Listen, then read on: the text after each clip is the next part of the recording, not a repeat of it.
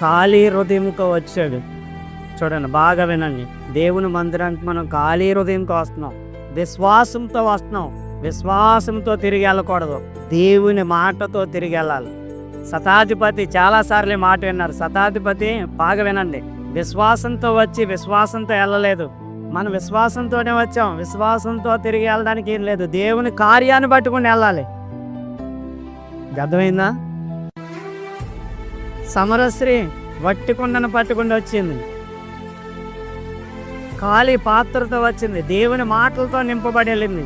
శతాధిపతి కూడా విశ్వాసంతో ప్రభు దగ్గరికి వచ్చాడు, విశ్వాసంతో తిరిగి వెళ్ళలేదు. అయ్యా నువ్వు ఒక్క మాట నాకు సెలవు ఇమ్మన్నాడు అంటే దేవుని మాటను పట్టుకుని వెళ్ళాడు. దేవుని మాట ఆయన కుటుంబంలో కార్యము చేసింది. చప్పలు కొట్టి ప్రభుని మహిమపడతాం గట్టిగా. అసలు మనలో విశ్వాసం ఉందని మనం చెప్పుకోవడం కాదు, ప్రభు సాక్ష్యం